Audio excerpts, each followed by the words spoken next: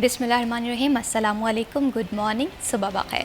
मैं हूं महविश शबीब। आप देख रहे हैं सिटी एट 10 और सिटी एट 10 में हम खुशामदीद कहते हैं आपको इस उम्मीद के साथ कि आपके दिन का आगाज़ बहुत ही बेहतरीन हुआ होगा। और हर गुज़रता दिन जो है और हर नया दिन इंसान को मौका देता है अपनी गलतियों से सीखने का। वो गलतियाँ जो हमने माजी में की हैं, वो चीज़ें, वो डेडिकेशन, जो हार्ड वर्क जिसमें हम कोताही करते आए हैं, उन कोताही को दोबारा से रिपीट ना करने का। तो आज के दिन का आगाज़ आई होप सो कि आपने इस अहद के साथ किया होगा कि जितनी भी गलतियाँ आपने पास्ट में कर ली हैं उन गलतियों से सीखना है।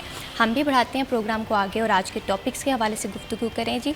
सबसे पहले हम प्रोग्राम में बात करेंगे फैसलाबाद का मौसम कैसा रहेगा, और दूसरी जानिब हम देखेंगे कि फ़्लड की सिचुएशन थी। मैं मौसमियात की जानिब से भी ये कहा जाता है कि मौसम जो हैं वो अब काफ़ी ज़्यादा बदल गए हैं। कभी सैलाब की सिचुएशन हमने देखी है। मौसमियाती तब्दीलियों ने हमारे एग्रीकल्चर सेक्टर को बड़ा मुतासिर किया है जी।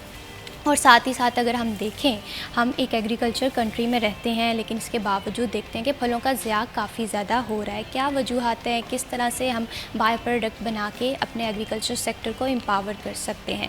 आपकी सालगिरह जो है वो हमारे लिए बहुत ज़रूरी होती है। आपकी सालगिरह का सेगमेंट भी हम प्रोग्राम में शामिल करेंगे।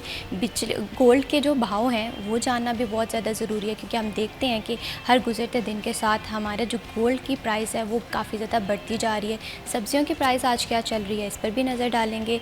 और लाइफ स्टॉक के मसाइल के हवाले से भी बात करेंगे, और लाइफ स्टॉक कितना मुतहरिक है गैर कानूनी स्लॉटर हाउस के ख़िलाफ़ कार्रवाई करने पर, इस पर भी बात करेंगे जी। सबसे पहले देखते हैं फैसलाबाद का मौसम कैसा रहेगा हमारे टुडेज़ वेदर के सेगमेंट में। फैसलाबाद के मौसम के हवाले से बात करें तो सुबह के औकात में और रात के औकात में मौसम जो है वो खुशगवार दिखाई देता है, लेकिन जैसे जैसे दिन का आगे बढ़ता है तो हम देखते हैं कि सफोकेशन होती है, हब्स होती है। आज का मौसम कैसा रहेगा, मरियम रज़ा हमारे साथ मौजूद है। मरियम, बताइएगा कि मौसम के हवाले से क्या अपडेट्स हैं।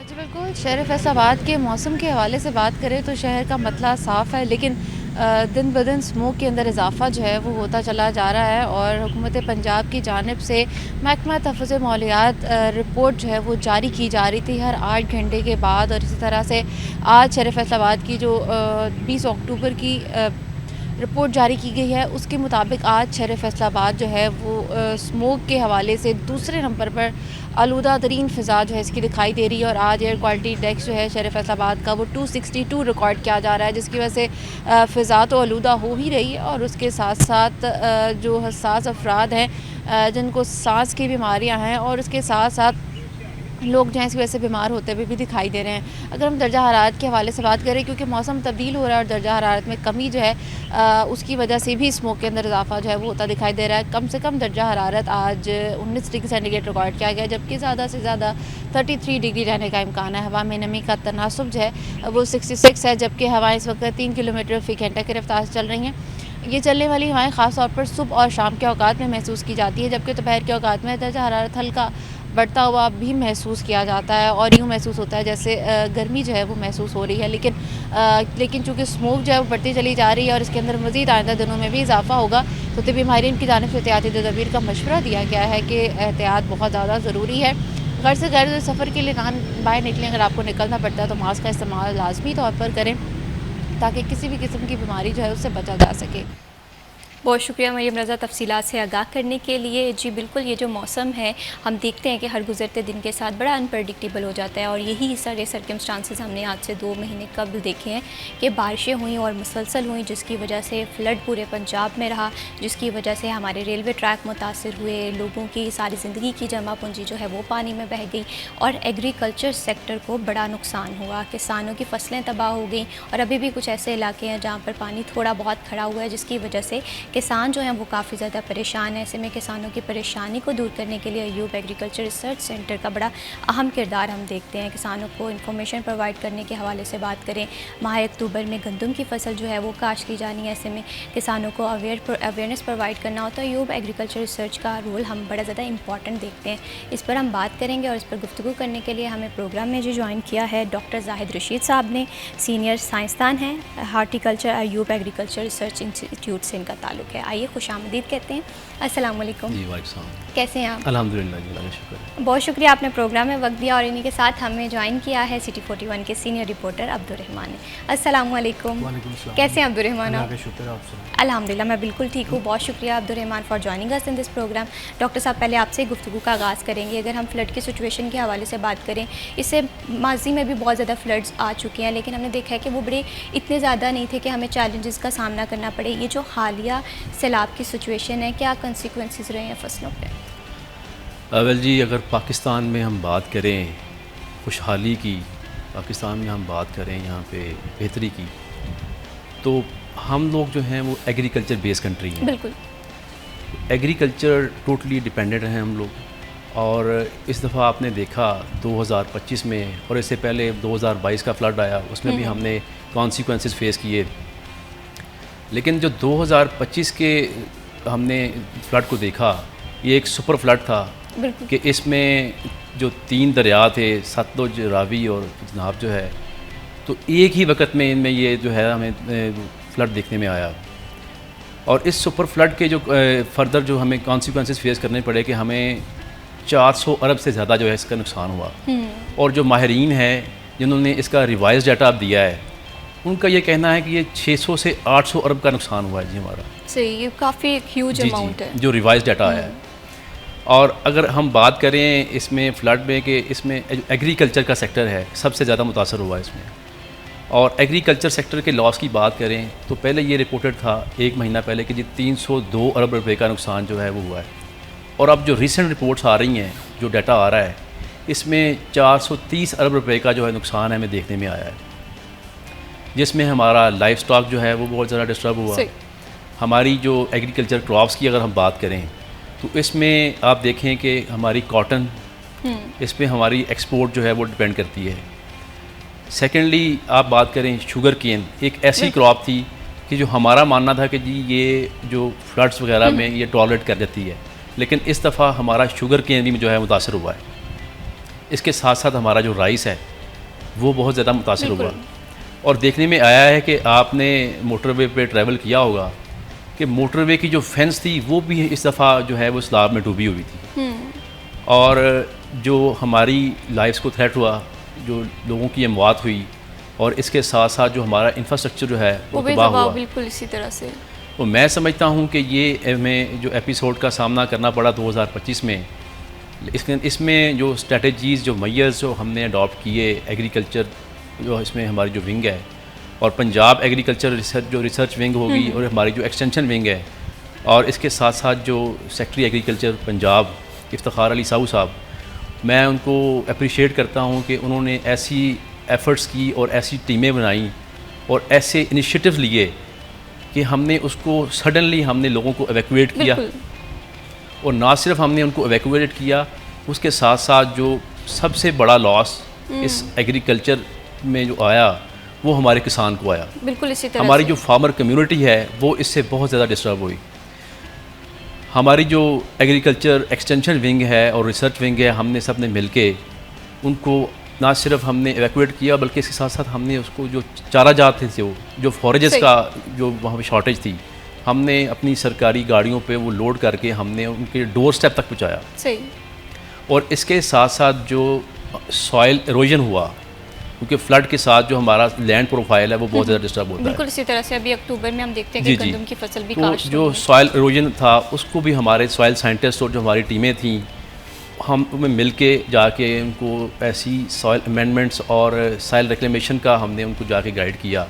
और फर्दर जो फ्यूचर क्रॉप जो हमने लगानी है आगे, उसके लिए क्या स्ट्रेटजीज़ हैं, हमने जो मॉडर्न प्रोडक्शन टेक्नोलॉजीज़ जो हैं उनके बारे में जाके उनको अवेयरनेस दी। तो मैं समझता हूँ कि हमारे एग्रीकल्चर, पंजाब एग्रीकल्चर जो अपना सेक्टर डिपार्टमेंट है, इसकी जो है बड़ी एफ़र्ट्स थी और हम उसमें कामयाब भी रहे। लेकिन आगे जो किसान जो हमारा है वो पहले ही पिसा हुआ है, बिल्कुल इसी तरह से, और उसकी कमर जो है वो टूटी हुई है। तो मैं देख रहा हूँ कि आगे जो किसान है उसके लिए जो हम ऐसे इनिशिएटिव भी लेकर आए हैं कि उनके लिए खुशखबरी है आगे। हम लास्ट मंथ जो आप देखें, जो किसान जो है वो मायूस हैं, उनके लिए ये मैं खुशखबरी लेके आया हूँ। पिछले महीने पाक चाइना हमारा अभी इनके साथ डील हुई सही। और उसमें मेजर शेयर जो है वो हमारा एग्रीकल्चर का था। ठीक है, और डील किस हवाले से थी? 4 बिलियन का जो ये प्रोजेक्ट है, $4 बिलियन US ठीक का। है। और इसमें जो एग्रीकल्चर में हम लोग जो सीड है हमारा, हम वहाँ से उसमें जो न्यू इंटरवेंशंस हैं हम वो लेके आ रहे हैं। इसके साथ साथ जो हमारी मॉडर्न टेक्नोलॉजीज़ हैं ठीक है। और स्मार्ट एग्रीकल्चर जो है, जो हमारे वक्त की ज़रूरत है, हम उस पर जो है वो काम करेंगे। तो ये एक मैं समझता हूँ कि एक बिग इनिशिएटिव है गवर्नमेंट का। और इसमें ये जो हमारा लॉस हुआ फ्लड की वजह से, हम इंशाल्लाह उसको रिकवर कर पाएंगे। और एक ये बहुत ज़बरदस्त जो है ना ये इनिशिएटिव है मैं समझता हूँ। और इस पे जो एग्रीकल्चर है हमारा जो किसान है वो ट्रेडिशनल प्रैक्टिसेस पे बैठा हुआ था पहले। बिल्कुल इसी तरह से टेक्नोलॉजी या अब टर्मिनोलॉजीज के हवाले चाइना से के नहीं साथ थी। मिलके, और चाइना के साथ अभी हमने रिसेंटली जो है आपने देखा हमारे जो एग्री ग्रेजुएट्स थे वो अभी भी जो है सेकंड बैच जो बाहर गया हुआ है, एक बैच हमारा वापस आ गया है और वो आकर जो है वो लोगों को ट्रेन भी कर रहे हैं। ये ट्रेनिंग का मकसद था कि हमने अपनी एग्रीकल्चर को अपलिफ्ट करना है, अपने किसान को जो है वो एजुकेट करना है। और मैं समझता हूँ कि पाक चाइना दोस्ती जो है ये वाकई जिंदाबाद है। और बिल्कुल ये लाजवाल दोस्ती है और बिल्कुल, ऐसी बिल्कुल। दोस्ती होनी भी और ये चाहिए। सी पैक का जो सेकंड फेज़ है ये उसके अंदर ये जो इनिशिएटिव है। बिल्कुल इसी तरह से। और अगर किसान के हवाले से बात करें तो किसान की ज़िंदगी में ऑलरेडी बड़ी मुश्किलात है। कभी गंदम की कीमत उन्हें प्रॉपर तरीके से नहीं दी जाती है और कभी मौसमियाती तब्दीलियों की वजह से डिज़ास्टर आ जाते हैं। और जाहिर सी बात है डिज़ास्टर किसी के कंट्रोल में नहीं होता, लेकिन डिज़ास्टर्स के कॉन्सिक्वेंसेस को बेहतर तौर पर किस तरह से मैनेज करना है ये किया जा सकता है। उसमें यूप एग्रीकल्चर रिसर्च के रोल के हवाले से भी हम बात कर रहे थे। अब्दुर्रहमान, यहाँ पर मैं आपसे ये जानना चाहती हूँ कि किसान के हवाले से बात करें तो किस तरह से आप किसान का रोल देख रहे हैं, क्योंकि अभी जिस तरह से डॉक्टर साहब ने बताया कि न्यू टेक्नोलॉजीज़ लेकर आ रहे हैं, तो किसान क्या हमारा इतनी कैपेसिटी रखता है कि वो तमाम तर टेक्नोलॉजी से कनेक्ट कर पाए? देखिए, जो फ्लड की वजह से किसान का 400 बिलियन प्लस जो नुकसान हुआ है ये बेसिकली उसको कई साल पीछे ले गया। इसकी वजह से वो चीज़ें जैसे चावल उसका तबाह हो गया है, कमांद हो गया, दीगर फसलें, तिल की फसलें, तो ये पूरा सीज़न ही उसका तबाह हो गया। तो इसकी वजह से वो कर्ज़े के नीचे भी आया है, उसकी ज़मीन भी ख़राब हुई है। आने वाले टाइम में काश का बड़ा मसला बनना है।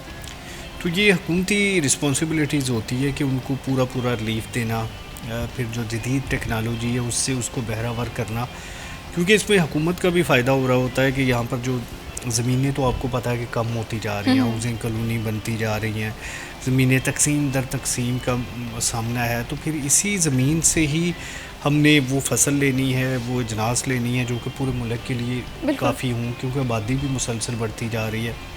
तो उसके लिए हमें मैकेनाइज्ड एग्रीकल्चर जो है वो लाजमी अपनानी पड़ेगी।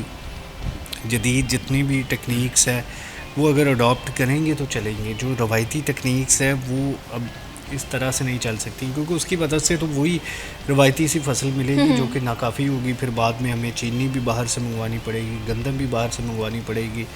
तो ये बड़ा मसला है कि एग्रीकल्चर मुल्क होने की नाते हम जब ऑयल सीड का हमारा तीसरा बड़ा बिल बन रहा होता है तो फिर बड़े प्रॉब्लम्स होते हैं कि हमारे किसान क्यों उस जानिब नहीं जाते जहाँ पे प्रॉफिट होता है, जहाँ पे हम अपनी जो एग्रीकल्चर है उसमें प्रॉफिटेबिलिटी ऐड कर सकते हैं, बजाय इसके कि हम बिल्कुल। और किसान के यहाँ पर अब्दुर्रहमान शिकवे ये होते हैं कि प्रोडक्शन कॉस्ट बहुत ज़्यादा बढ़ चुकी है और उनके जो बेनिफिट्स हैं वो उस तरह से नहीं मिलते, जिसकी वजह से वो कहते हैं कि हम टेक्नोलॉजी का क्या करें, हम उस तरह से यूटिलाइज़ ही नहीं कर पा रहे। अगर हमें हुकूमत प्रॉपर पॉलिसीज़ दे, हमें सब्सिडी दे तो हम एग्रीकल्चर सेक्टर को मज़ीद बेहतर बना सकते हैं। फर्दर भी इस पर बात करेंगे जी। वक्त हुआ ब्रेक का, स्टे विद अस।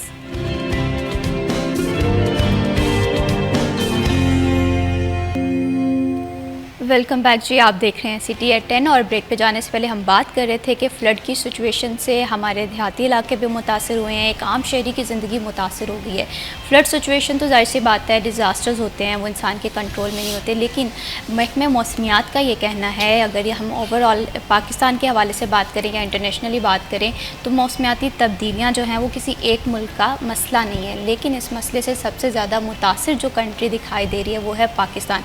कभी हम देखते हैं कि फ़्लड फ्लड की सिचुएशन होती है, बारिशें बहुत ज़्यादा हो जाती है, कभी बारिशें होती नहीं है, खुश्क साली होती है। तो ऐसे में पाकिस्तान के जो सबसे ज़्यादा मुतासर होने वाला सेक्टर होता है जी, वो एग्रीकल्चर होता है। और पाकिस्तान की क्योंकि मईशत का ज़्यादातर इंसार जो है वो एग्रीकल्चर पे होता है, तो ऐसे में हमें प्रॉपर्ली हिकमत अमली तैयार करनी चाहिए। जो चीज़ें इंसान के अपने कंट्रोल में नहीं होती लेकिन उसे मैनेजमेंट से ठीक किया जा सकता है। डॉक्टर ज़ाहिद, इस पर मैं आपका पॉइंट ऑफ व्यू भी जानना चाहती हूँ कि जैसे कि माहिरीन कह रहे हैं कि आने वाले दिनों में मौसम जो है वो मज़ीद शिद्दत इख्तियार कर जाएगा, या तो बारिशें होती हैं तो बहुत होंगी, नहीं होंगी तो इस तरह से फिर खुश्क साली भी देखने में मिलेगी। हमें किस तरह से इन सारी तब्दीलियों से लड़ना चाहिए? क्योंकि हमारा अगर किसान परेशान होगा तो हम अपना एग्रीकल्चर कंट्री होने का जो एक इमेज बरकरार रखे हुए हैं उसे बरकरार रखने में काफ़ी मुश्किल आएगी।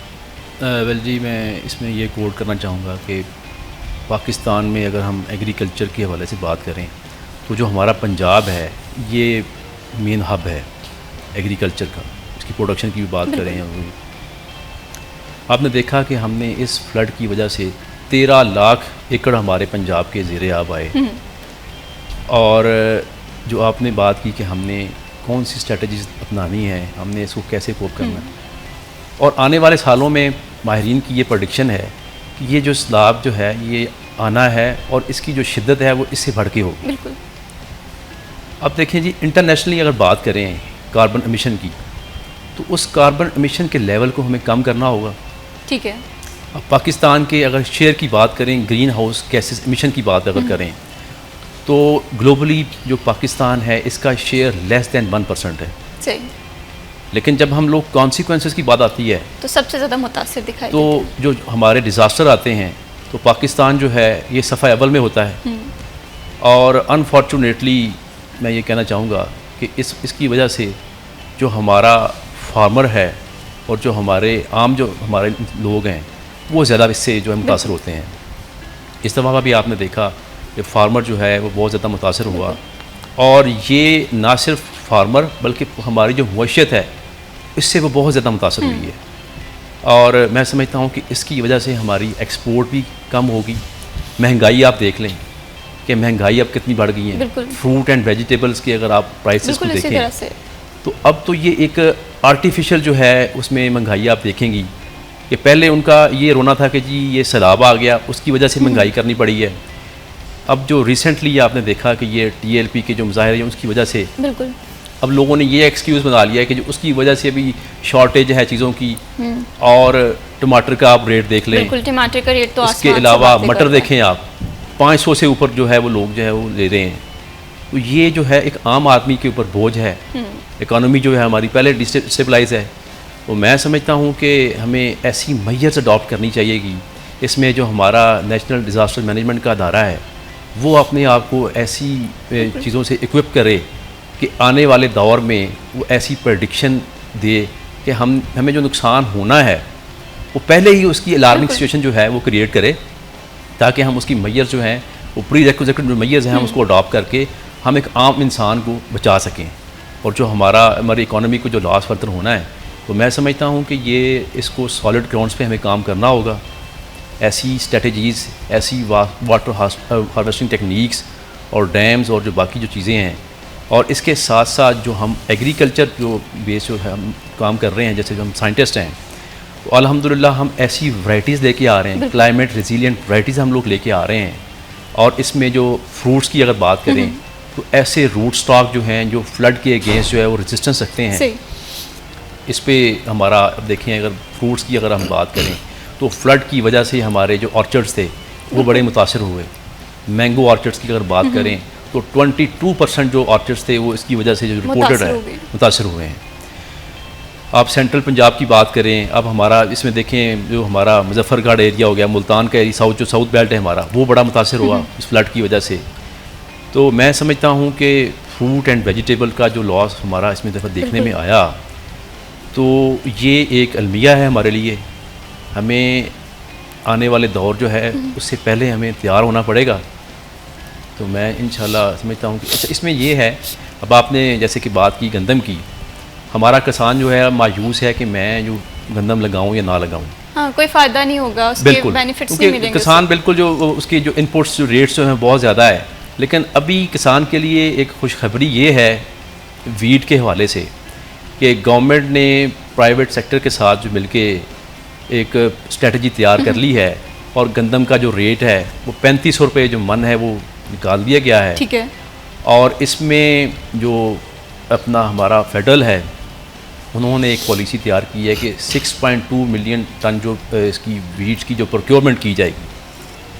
तो मैं समझता हूँ कि किसान को हिम्मत नहीं हारनी चाहिए, वो ज़्यादा से ज़्यादा गंदम उगाए। और जो हमारी वीट कैंपेन जो हम अभी लॉन्च की हुई है, हमने इस पर काम कर रहे हैं, इसमें 1700 इंटर्नीज जो हैं हमने अभी रिसेंटली जो इंडक्ट किए हैं वो इसमें इन्वॉल्व हैं इसमें। और इसके साथ साथ जो हमारी यूनिवर्सिटी जो है और एकेडमिया जो है, सही 6000 जो हमारे स्टूडेंट्स हैं प्लस जो हमारा स्टाफ है वो इस वीट कैंपेन के अंदर जो है वो इन्वॉल्व हो रहा है आगे। सही। तो मैं समझता हूँ कि इसमें जो किसान कार्ड है, इसमें एग्रीकल्चर जो इनपुट्स हैं, फर्टिलाइज़र होगी, सीड हो गया, तो उस पर हम जो है वो किसान कार्ड के थ्रू जो है उनको हमने ये फैसिलिटेट किया है, ये सपोर्ट प्रोग्राम हम लेके आए हैं। तो ये अपने कंसर्न जो डायरेक्टर एक्सटेंशंस हैं और जो तहसील लेवल पे और डिस्ट्रिक्ट लेवल पे जो है किसान जो है वो जाके अपने वो किसान कार्ड जो है उससे ये अपना वो फ़ायदा उठा बिल्कुल। सकता यहाँ है। पे ये है कि किसानों को ये इन्फॉर्मेशन प्रोवाइड करनी है, क्योंकि बहुत सारे किसान जो हैं वो उन्हें जो करंट सिनेरियो होता है उसके हवाले से इन्फॉर्मेशन नहीं होती जी, कि exactly। कौन सी स्ट्रेटजीज़ लेकर आई जा रही हैं हुकूमत की जानिब से, क्या क्या सब्सिडीज़ दी जाती हैं। और जब तक उन्हें पता चलता है अब्दुर्रहमान, तब तक बहुत देर हो गई होती है, वो उस प्रोजेक्ट से इस्तेफादा नहीं हासिल कर पाते। यहाँ पर अब्दुर्रहमान आपसे ये भी जानना चाहती हूँ, जैसे भी हम टमाटर के हवाले से बात कर रहे थे कि टमाटर की कीमत बढ़ती हुई दिखाई दे रही है, ऐसे ही दीगर सब्जियाँ हैं जिनकी कीमतें हमें तसलसल नहीं दिखाई देता। हम एक एग्रीकल्चर कंट्री हैं और जहाँ पर सूरत हाल ऐसी हो तो शहरी भी परेशान होंगे, किसान तबका जो है उसके ज़हन में भी एक तहफ़्फ़ुज़ात के एक शिकार होंगे कि आखिर ये हो क्या रहा है। असल में ये जब सैलाब आया तो यहाँ पर बहुत सारा टमाटर ज़ाया हो गया, या वेजिटेबल सारी जितनी भी लगनी थी। तो फिर अब ये तो कुछ ईरान से भी आ रहा है, फिर सिंध से भी आ रहा है, बलूचिस्तान से भी आ रहा है, पंजाब में तो अभी लगेगा, टाइम है उसमें। तो यही जो एक आध महीने का गैप होता है, इसमें फिर ये डिमांड एंड सप्लाई की चीज़ें होती हैं ना, कि डिमांड तो रोज़ाना की हांडी में है, रोज़ाना ख़वातीन ने टमाटर यूज़ करना ही करना है। तो उसका कोई अल्टरनेट भी नहीं है कि आप कह लें कोई दही के मशवरे देते हैं, लेकिन उस हिसाब से फिर वो टेस्ट नहीं बनता। एग्जैक्टली। तो फिर पीछे से जो सप्लाई है, देखिए एक और चीज़ मैं बता दूं कि ये इस तरह जैसे टमाटर है या दीगर सब्ज़ियां होती हैं, इनकी सप्लाई जेन्युइन होती है, ये आर्टिफिशियल नहीं होती। जैसे अभी चीनी महंगी हुई है ना, ये आर्टिफिशियल रोक के जान के महंगी करते हैं, लेकिन आप टमाटर को रोक नहीं सकते। 2-3 दिन में तो वो वैसे ही ख़राब हो जाएगा ना। ऐसे ही दीगर सब्ज़ियाँ, उनकी आप सप्लाई रोक नहीं सकते। ये जेन्युइन जो पीछे से सप्लाई आ रही होती है उसके मुताबिक मंडी में डिमांड तय होती है। तो ये चंद दिन लगते हैं कि जब पीछे से बल्क में आना शुरू हो जाता है, या ईरान का या दूसरे ममालिक से, अफ़गानिस्तान से वैसे बैन है, उस वजह से फिर मज़ीद महंगा हो गया।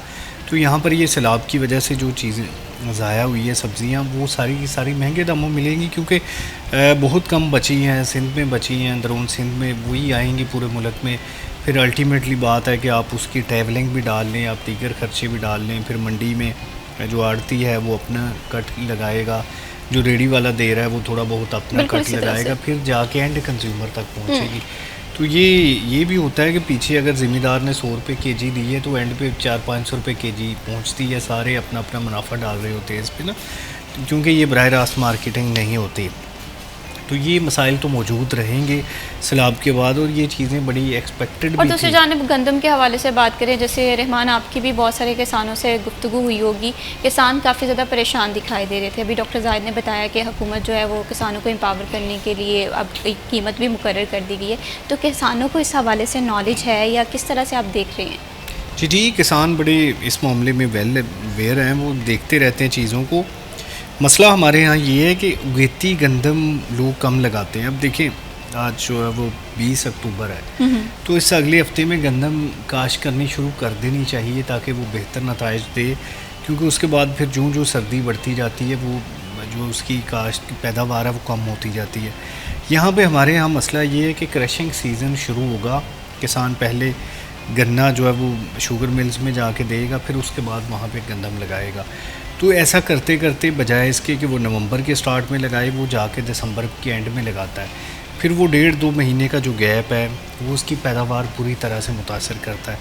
तो हमारे यहाँ और इंडियन पंजाब में ये एक वाज़ेह फ़र्क है कि यहाँ पर वहाँ पे गेती गंदम लगती है, पछेती लगाने की अलाउ नहीं होती ना। वो ज़मीन आप किसी और मकसद के लिए यूज़ कर लें, वहाँ पे आप सनफ्लावर लगा लें, कोई और फसल लगा लें, फरवरी का इश्कमाद लगा लें, लेकिन जो पछेती गंदम है वो फिर किसान को फ़ायदा नहीं देती उसकी, क्योंकि पैदावार ही 20-30 मन रहेगी, तो उसका रेट अगर अच्छा मिलेगा ही तो आपको फ़ायदा है। जो गेती गंदम लगाते हैं 50-60 मन होती है, उसका रेट अगर 3500 भी है तो फिर वो किसान के लिए प्रॉफिटेबल होता है। तो यहाँ पे आके किसान की मजबूरी भी होती है, लेकिन वो शायद उस तरह से उसको आगाही नहीं मिलती, या अल्टरनेट पाकिस्तान में कम है कि यहाँ पे हमेशा बड़ी फसलें लगाने का रवाज है। किसान गंदम लगाएगा, कमाद लगाएगा, कपास लगा लेगा या मकई लगा लेगा, ये बड़ी फसलें लगाने का ज़्यादा रवाज बिल्कुल। है। और बड़ी फसलों में किसान को मार्जिन जो है वो अगर ज़्यादा मिलेगा तो मैं समझती हूँ कि किसानों का इंटरेस्ट जो है वो गंदम की तरफ दोबारा से वापस आएगा। फर्दर भी किसान के हवाले से प्रोग्राम में गुफ्तगू करेंगे जी। वक्त हुआ ब्रेक का, स्टे विद अस।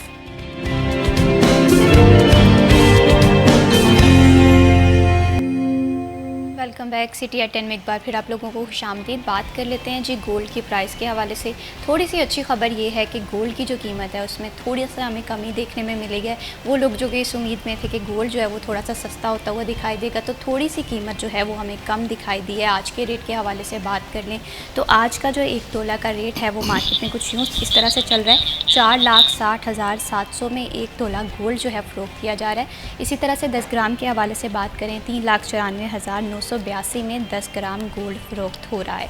अब आने वाले दिनों में ये कहा जा रहा है कि शायद गोल्ड जो है वो दोबारा से महंगा हो, लेकिन दूसरी जानिब हम तो यही दुआ कर सकते हैं या यही उम्मीद कर सकते हैं कि गोल्ड की कीमत में थोड़ी सी और कमी दिखाई दे। अभी भी अगर गोल्ड के रेट के हवाले से बात करें तो अभी भी गोल्ड का रेट जो है वो मजमूई तौर पे काफ़ी ज़्यादा महंगा दिखाई दे रहा है। अभी भी एक आम इंसान की जो कुव्वत ख़रीद से हमें सोना बाहर होता हुआ दिखाई दे रहा है, क्योंकि अभी भी इसके रेट जो हैं काफ़ी ज़्यादा हाई हैं। और अब करेंसी के हवाले से बात कर लेते हैं जी। सबसे पहले यूरो देखते हैं कि यूरो की आज की कीमत क्या चल रही है। यूरो की बाइंग पावर के हवाले से बात करें, 331.8 में बाय किया जा रहा है और 335.3 में फ़रोख्त किया जा रहा है। सऊदी रियाल के हवाले से बात करें, 75.35 में बाय किया रहा है और 76 में फ़रोख्त किया जा रहा है। यूएई दिरहम के हवाले से बात करें, 76.8 में बाय किया जा रहा है और 70.8 में फ़रोख्त किया जा रहा है। यूके पाउंड के हवाले से बात करें, 380.65 इसकी बाइंग पावर है और 383.65 में सेल किया जा रहा है। यूएस डॉलर के हवाले से देखें जी तो 282.65 में बाय किया जा रहा है और 282.85 में फ़रोख्त किया जा रहा है। अगेन हम दो करेंसी जो हैं वो हम स्टेबल देख रहे हैं। जो हमारा यूके के हवाले से पाउंड है वो भी हमें स्टेबल दिखाई दे रहा है, यूएस डॉलर जो है वो भी हमें स्टेबल दिखाई दे रहा है। बाकी गोल्ड के जो रेट हैं वो कभी अगर हम इजाफे के हवाले से बात करें तो इजाफा बहुत ज़्यादा होता है, और कीमत अगर कम के हवाले से बात करें तो वो ज़रा बराबर एक कीमत हमें कम होती हुई दिखाई दे रही है। ब्रेक पे जाने से पहले हम बात कर रहे थे एग्रीकल्चर सेक्टर के हवाले से। किसी भी मुल्क के लिए ख़ास तौर पे अगर वो एग्रीकल्चर कंट्री के तौर पे पहचाना जाता है, उसके लिए एग्रीकल्चर कंट्री को अपने एक इमेज बरकरार रखने के लिए चैलेंजेस का भी सामना करना पड़ता है। उन चैलेंजेस के सीक्वेंसेस को मैनेज करने के लिए हिकमत अमली भी अपनानी चाहिए। और अगर हम अपने चैलेंजेस के हवाले से बात करें तो सबसे बड़ा चैलेंज ये है महकमा मौसमियात की जानिब से भी, वो ये है स्मोक के ख़दशात, जिसकी वजह से हमारी जो फसलें हैं वो भी मुतासिर होती हैं। हम देखते हैं कि मजमूई तौर पे ये जो अक्टूबर का महीना होता है या नवंबर का महीना होता है, इसमें गंदम काश्त की जाती है और इससे पहले जो राइसेस के स्टेबल्स होते हैं उन्हें जलाया जाता है। हालांकि हुकूमत की जानिब से इसकी सख्त ममानत है, लेकिन फिर भी कुछ लोग जो हैं इससे बाज नहीं आते हैं, जिसकी वजह से महकमा जो है वो काफ़ी ज़्यादा स्ट्रिक्ट एक्शन लेने पर भी मजबूर होता है। जी ये माहौल जो है ये हमारी इमानत है, तो इसे अच्छे से मैनेज करना और इसका ख्याल रखना ये हम सब पे फ़र्ज़ है। यहाँ पर डॉक्टर ज़ाहिद आपसे मैं ये जानना चाहती हूँ, जिस तरह हम स्मोक के हवाले से बात करें, इसके कॉन्सिक्वेंसेस इंसानों पे भी उसी तरह से है। हम देखते हैं कि अगर हम वक्त रहते स्मोक के चैलेंजेस से नहीं निपट सकते तो हम देखेंगे कि इसका जो असर है वो हमारी फसलों पे भी दिखाई देगा। क्या कहेंगे इस पर? वेल जी, स्मोक का पॉइंट आपने रेज़ किया तो आगे ये टाइम भी आ गया है। मैं समझता हूँ कि जो राइस के जो स्टबल बर्निंग करते हैं फार्मर कम्युनिटी, और इस पे पंजाब गवर्नमेंट ने स्ट्रिक्ट एक्शन लिया और इसमें दफ़ा 144 भी नाफिज की हमने, लोगों को जुर्माने भी किए। लेकिन इसमें फार्मर कम्युनिटी के लिए ये मेरा क्लियर मैसेज है कि स्टबल बर्निंग जो है एक्चुअली वो खुद अपना नुकसान कर रहे हैं। सही। इसके अंदर क्या मैकेनिज़्म इन्वॉल्व है, मैं वो उसके बारे में आगाही देना चाहूँगा। आप देखें कि जो हमारी सॉइल है इसके अंदर जो नाइट्रोजन फिक्सिंग बैक्टीरिया होते हैं और जो हमारे इंसान के जो दोस्त कीड़े होते हैं, कह लें आप, ज़मीन दोस्त कीड़े ख़ासकर कह लें आप, उनका होना बहुत ज़रूरी है। क्योंकि नेचर ने एक मैकेनिज़्म फिट किया है और ये एक फ़िनोमेना है कि अल्लाह ताला की ज़ात जो है वो सॉइल की फर्टिलिटी को बढ़ाने के लिए ऐसी मखलूक पैदा की है कि जो अपना काम कर रही है। हम इंसान जब बिगाड़ लेके आते हैं, हम नेचर के अगेंस्ट जब काम करते हैं तो हमें कॉन्सिक्वेंसेस फेस करने पड़ते हैं। और ये स्मोक भी जो है ये हमने ख़ुद क्रिएट की हुई है। ये अब इंसान ने जो है वो इसका ज़िम्मेदार इंसान है। और मैं समझता हूँ कि इसके लिए जो गवर्नमेंट जो है उन्होंने इनिशिएटिव लिया है, ये किसानों के लिए भी खुशखबरी है कि अभी है जो सुपर सीडर है उस पर सब्सिडी दी जा रही है और टोटल 37 जो आइटम हैं उन पे ये गवर्नमेंट ने 60% सब्सिडी लेकर आए हैं। उसमें आगे जो अपना वीट की जो उगानी है हमने, तो मैं समझता हूँ कि किसान जो है वो सुपर सीडर की तरफ जाए, ठीक है, ताकि जो अपनी वो बाकियात है, फसलों की बाकियात जो है वो अपनी सॉइल में इनकॉर्पोरेट करे। बिल्कुल सही।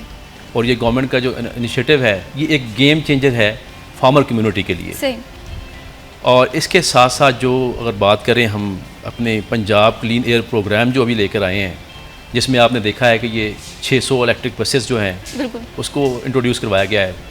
इसके साथ साथ ऐसी फ्यूल टेस्टिंग लैब जो है वो इस्टेब्लिश होने जा रही हैं ताकि जो हमारा फ्यूल है उसकी जो अपना स्मोक एमिशन जो है वो ना हो। बिल्कुल सही। उसको चेक लगाने के लिए भी गवर्नमेंट जो है, पंजाब गवर्नमेंट ने ये इनिशिएटिव लिया है। और मैं समझता हूँ कि ये हमारा जो एयर क्वालिटी इंडेक्स है जिस लेवल पे ये चला गया है, और मोस्ट पोल्यूटेड सिटी जो है पाकिस्तान में लाहौर की बात अगर हम करें, बिल्कुल इसी तरह से आपने देखा है कि इसके जो असरात जो हमारी ह्यूमन लाइफ पे आए हैं, तो आप देखें कि जो रेस्पिरेटरी इश्यूज़ जो हैं ह्यूमन बॉडी के अंदर, जो सबसे क्रिटिकल और सेंसिटिव एक्टिविटी है वो सांस का लेना है। बिल्कुल इसी तरह से आप जो चीज़ इनहेल कर रहे हैं, तो मैं समझता हूँ कि अगले जो 2 महीने हैं बिल्कुल ये इसी तरह बच्चों से के लिए साफ फिज़ा में हमें सांस लेना है, तो Exactly. हमें हमारे माहौल का ख्याल रखना पड़ेगा। हम देखते हैं कि हम अपनी गाड़ियों की सर्विसेज जो हैं वो बर वक्त नहीं कराते, घर में जो कूड़ा किरकट है वो कहीं पर दफन करने की बजाय जला देते हैं। तो ऐसे छोटे छोटे से फैक्टर्स होते हैं जो बाज़ाहिर लग रहा होता है कि हमारे इन्वायरमेंट को मुतासर नहीं कर रहे, बल्कि वो हमारे इन्वायरमेंट को भी मुतासर कर रहे होते हैं और ज़िंदगियों को भी मुतासर। और जो नेक्स्ट 2 मंथ हैं वो हमारे वो काफ़ी क्रिटिकल भी बच्चों के लिए और बिल्कुल स्पेशली जो ओल्ड एज पर्सन हैं उनके लिए जी मैं समझता हूँ बड़े सेंसिटिव हैं। इस पर आपसे फर्दर मैं आपका पॉइंट ऑफ व्यू लाजमी जानूँगी, बहुत इंपॉर्टेंट है जी इस पर बात करना। यहाँ पर वक्त हुआ एक छोटी सी ब्रेक का, स्टे विद अस।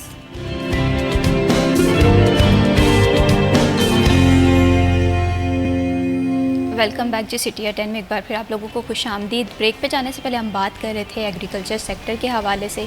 एक तरफ हम देख रहे हैं कि सैलाब की सिचुएशन है और दूसरी जानिब हम देखते हैं कि अगर अल्लाह ताला की अता करदा नेमतों की कदर नहीं हम करते तो वो नेमतें जो हैं वो हमसे छीन ली जाती हैं। और सेम यही सिचुएशन इस तरह से अगर फ्रूट के हवाले से बात करें, अल्लाह ताला की अता करता हुआ नेमत है लेकिन हम फ्रूट का ज़िया करते हैं। बेशुमार ऐसे मसाइल हैं जिसकी वजह से हमारा जो फ्रूट सेक्टर है वो मुतासर होता हुआ दिखाई देता है, कभी ट्रांसपोर्टेशन की वजह से, कभी दीगर मसाइल होते हैं क्रॉप जोनिंग की वजह से। तो ऐसे में हम लोगों को प्रॉपर हिकमत अमली की ज़रूरत है। अब्दुर्रहमान, यहाँ पर मैं आपसे ये जानना चाहती हूँ कि अगर हम फलों के ज़िया के हवाले से बात करें, बीइंग अ नेशन, मुझे ये लगता है कि हमें इस पर कॉम्प्रोमाइज़ नहीं करना चाहिए, फिर भी ये सारी सर्कमस्टांसेस जो हैं वो हम देखते हैं। क्या रीज़न्स हैं? देखिए, मैनेजमेंट का बड़ा इशू है। फिर जब सीज़न पीक पे होता है तो फिर तवज्जो नहीं दी जाती। कोई भी दरख्त है उस पर जो एक पे फल है वो कई मन तक लगता है, तो फिर फार्मर उसकी इम्पोर्टेंस पे गौर नहीं करता। सेम टाइम में मार्केट में वो सस्ता बिक रहा होता है, लिहाजा वो ज़ाया होने देता है। मसला ये है कि यहाँ पर फलों की उस तरह से, क्योंकि एक्सपोर्ट नहीं होते, जिन ममालिक में कदर है वहाँ पे अगर एक्सपोर्ट हो जाए, महंगे बिकें, या उनकी अगर हम उनको किसी और जो है वो आइटम में डाल लें तो फिर वो महंगे हो जाएंगे। तो ये एक बड़ा मसला है कि हमारे यहाँ पे गौर नहीं किया जाता कि इसकी मुख्तलिफ जो बाई प्रोडक्ट्स है वो बना लें, जूसेस में इस्तेमाल किया जाए, पल्प बना लें, बाद में महंगे दामों बिकें। आज आप फ़र्ज़ करें कि सर्दियों में अगर मैंगो की पल्प हो या किसी तरह से आप उसको ज़ख़ीरा करके वो या जो है वो रियल जूस बना के बेचें तो वो खासा महंगा हो जाएगा। लेकिन क्योंकि तवज्जो नहीं दी जाती, मैंगो बहुत ज़्यादा हो जाता है जब सीज़न होता है, तो वो 100 रुपये किलो भी बिकता है। अभी आप माल्टे देख लें कि मौसमी माल्टा है या किन्नू माल्टा आएगा तो वो शुरू में महंगा होगा, फिर वो इंतहा का बिल्कुल सस्ता इसी हो तरह जाएगा, से। तो फिर उस पर वो फार्मर भी तवज्जो नहीं देता और हुकूमत की भी जो है वो बिल्कुल ऐसे ही नहीं है एक इस पे हिकमत तवज्जो। अमली की ज़रूरत है। यहाँ पर डॉक्टर जाहिद साहब आपसे मैं ये जानना चाहती हूँ कि अयूब एग्रीकल्चर रिसर्च सेंटर इस इशू को किस तरह से देखता है और इसकी हल के लिए क्या क्या इकदाम किए जा रहे वेल जी, अगर हम बात करें रिसर्च विंग की, तो हमने ऐसी स्ट्रेटजीज़ हमने इंट्रोड्यूस करवाई हैं। अब इस साल आप देखें डेट पाम जो है उसका जो लॉस हुआ मानसून रेन की वजह से, स्पेल की वजह से, तो हमारी जो खजूर है उसका बहुत ज़्यादा नुकसान हुआ। मैंने इस पे फेस्टिवल ऑर्गेनाइज़ करवाया, लोगों को ट्रेनिंग जो दी, और मैं समझता हूँ कि जो डेट पाम की अगर हम बात करें लॉसेस की, उसे हमने कैसे कोप करना है। हम उससे जो खजूर तैयार करते हैं, हमने यहाँ पे आपके लिए भी ये पहले से भी मैंने बताया है, और ये एक बड़ी बिग न्यूज़ है कि हमने एग्जॉटिक वैरायटी अजवा, अंबर, मेडजोल जो है क्लास, वो वैराइटीज़ पाकिस्तान में ला के कामयाब सही। की और इसकी प्रोसेसिंग भी की, और इसके जो पोस्ट हार्वेस्ट लॉसेस को हमने एड्रेस किया। उसमें हमने इसका डेट शुगर जो है हमने वो इंट्रोड्यूस करवाई। हमने डेट का जो सीड होता है हमने वो भी ज़ाया नहीं होने दिया, ठीक है। और उस पर हमने फार्मर को ट्रेन किया कि जो डेट का सीड है इसकी कॉफ़ी जो है वो हमने तैयार की, डेट सही। सीड कॉफ़ी, जो कि कैफीन फ्री है। सही। इसके साथ साथ जो डेट सीड ऑयल है वो मेक्सिको के अंदर जो है वो जो है डॉलर्स में जो है वो लोग सेल कर रहे हैं, और उन्होंने अपनी गाड़ियों को डेट पाम्स जो का जो सीड ऑयल है ठीक है। वो अपनी गाड़ियों में एज अ फ्यूल यूज़ कर रहे हैं। सही। ये एक ऐसी इनोवेशन है कि मैं समझता हूँ कि अगर हम इस तरह की लाइंस पे काम करें और अपने जो फ्रूट हमारा 40 to 50% लॉस हो रहा है, हम उसको प्रोसेसिंग की तरफ ले जाएं, उसकी वैल्यूडेशन करें। अब जो खजूर थी इसमें जो अजवा जो है उसमें जो हमें फ्रूट ड्रॉप का इशू आया, हमने उसी फ्रूट को कलेक्ट करके उसका पिकल तैयार किया, ठीक है। और वो 2000 से 2500 रुपये का हमने हाफ़ के जी जो है वो उसको सेल आउट किया। बिल्कुल सही। अब देखें ये वो स्ट्रेटजीज़ हैं कि हम अपने जो आप बता रही हैं जो हमारा फूड ज़ाया हो रहा है। अब फालसे की अगर बात करें, मैंने इस्लामाबाद में देखा एक ड्राई फ्रूट शॉप पे कि वो 2000 रुपये केजी फालसा जो ड्राइड फार्म में है वो सेल आउट कर रहे हैं, और मैं बड़ा हैरान रहा कि यहाँ पे रेडियो पे हमारा 200-400 रुपये किलो बिक रहा होता है, बिल्कुल इसी तरह और से। वही हमने उसको ड्राई किया हुआ, और वो उन्होंने मुझे दिखाया जी कि हमने ये ड्राई किया है। हमने उसकी ड्राइंग पे भी काम किया, ठीक है। और लोगों को वो बड़ी एक सिंपल सी है, ऐसे डेसिकेटर्स आ गए हैं कि आप जो है वो इजीली जो है वो ड्राइंग कर सकते हैं, ठीक है। डेट्स की और डिफरेंट फ्रूट्स की आप ड्राइंग कर सकते हैं।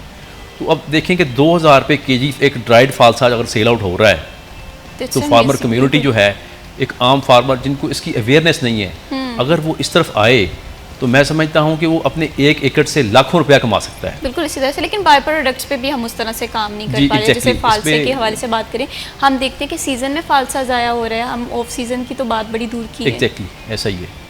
तो आगे जो हमारे जैसे सिट्रस क्रॉप आगे आ रही है, सिट्रस के अंदर जो है उसकी जो ड्राइंग है और फर्दर उसके अंदर जो वैल्यू एडेड प्रोडक्ट्स हैं, और उसकी जो पील के अंदर से जो ऑयल कंटेंट निकलता है वो भी डॉलर्स के अंदर जो है वो बाहर जो है वो एक्सपोर्ट कर रहे हैं लोग।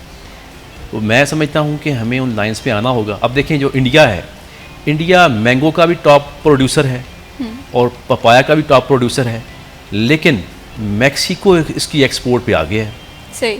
मैक्सिको जो है वो इस तरीके से उसके वैल्यू एडेड प्रोडक्ट्स तैयार कर रहे हैं कि वो पपाया में भी टॉप एक्सपोर्टर है, मैंगो के अंदर भी वो टॉप एक्सपोर्टर है, और इसी तरह पाकिस्तान में के अंदर भी अगर हम बात करें तो हमारे फ्रूट के अंदर डाइवर्सिटी है। बिल्कुल इसी तरह से है, डाइवर्सिटी आनी चाहिए, बायो प्रोडक्ट्स पे काम होना चाहिए, ब्रांडिंग बहुत ज़्यादा ज़रूरी है। तो हमें ये सारी चीज़ें जो है वो अडॉप्ट करने की ज़रूरत है, और वक्त रहते अडॉप्ट करने की ज़रूरत है। बहुत शुक्रिया डॉक्टर जाहिद रशीद साहब जी, फॉर बहुत joining us in this program. बहुत दिलचस्प गुफ्तगू का सिलसिला जारी रहा आपके साथ। बहुत शुक्रिया अब्दुर्रहमान, आपने प्रोग्राम में वक्त दिया। एग्रीकल्चर सेक्टर के हवाले से बात करें या पाकिस्तान के किसी भी डिपार्टमेंट के हवाले से बात करें, अगर हमारी पॉलिसीज़ जो हैं वो टाइमली चैलेंजेस को देखते हुए बनाई जाएं तो हम ये समझते हैं कि हम पूरी दुनिया को कम्पीट कर सकते हैं। वक्त हुआ जी एक छोटी सी ब्रेक का। स्टे विद अस।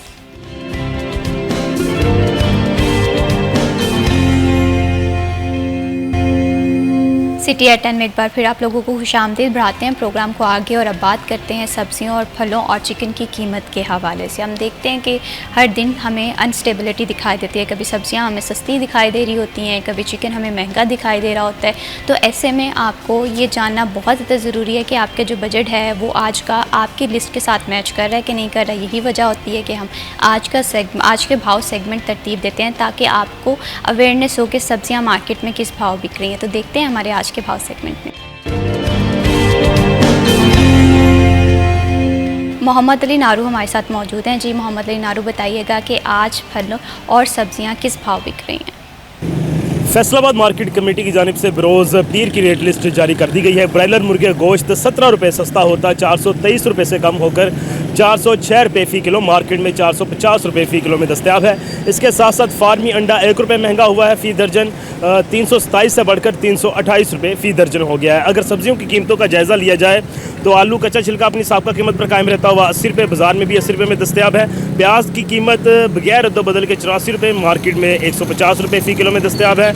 टमाटर साबका कीमत पर कायम रहता हुआ 165 रुपये, मार्केट में 550 रुपये फ़ी किलो में बेचा जा रहा है। इसके साथ साथ अदरक चाइना 10 रुपये इजाफे के बाद 540 से 550, मार्केट में 550। लहसन हरनाई 10 रुपये इजाफे के बाद 280 से 290, मार्केट में 300 से 350। और सब्ज़ मिर्च की कीमत बगैर रद्द बदल के 80 रुपये, मार्केट में 150 रुपये। फूल गोभी की कीमत 15 रुपये सस्ती हुई है, 105 से कम होकर 90 रुपये, मार्केट में 180 रुपये। बंद गोभी की साबका कीमत बरकरार रही है 160, मार्केट में 150 रुपये। घिया कद्दू 10 रुपये सस्ता हुआ है 120 से कम होकर 110, मार्केट में 150। बैंगन 65, मार्केट में 100। खीरे की कीमत बगैर रद्द बदल के 115, मार्केट में 100। और मटर की कीमत बगैर रद्द बदल के 390 रुपये, मार्केट में 500 रुपये। पालक 55, मार्केट में 60। शिमला मिर्च 270, मार्केट में 300। और अरवी की कीमत की अगर बात कर ली जाए 90 रुपये, मार्केट में 100 से 150 रुपये में। भिंडी तोरी की कीमत 150 रुपये, मार्केट में 200 रुपये फ़ी किलो में दस्तयाब है।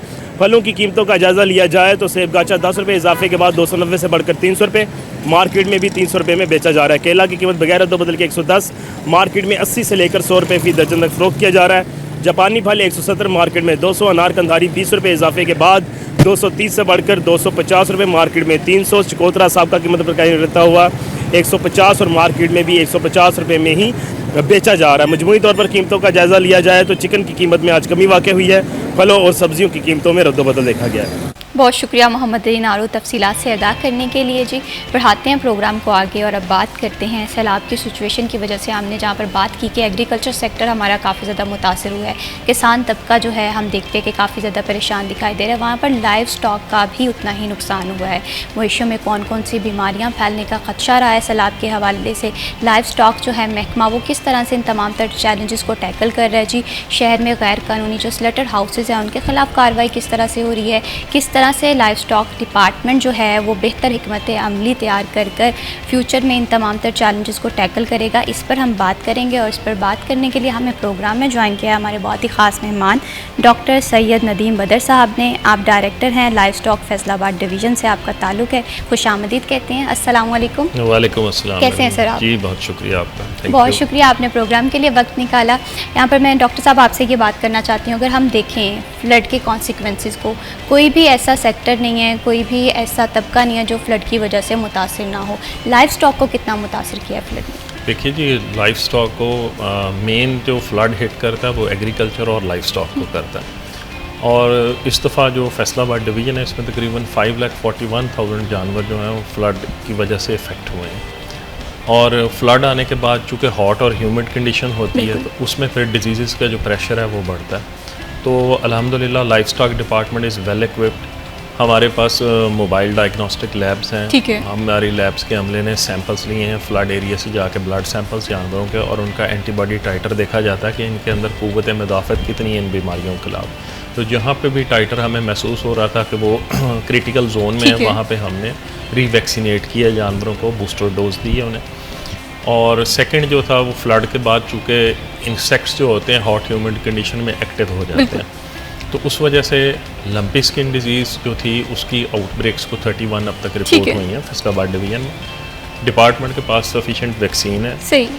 ये लिम्पी स्किन के हवाले से बताइएगा, क्योंकि इससे पहले माजी में भी हमने इस डिज़ीज़ को देखा है, ये जानवरों को किस तरह से मुतासिर करती हैं और किस तरह से इस डिज़ीज़ से क्या बचाया जा सकता है जानवरों को बर वक्त वैक्सीनेशन कराने से? जी, इसके बाकायदा SOPs हैं।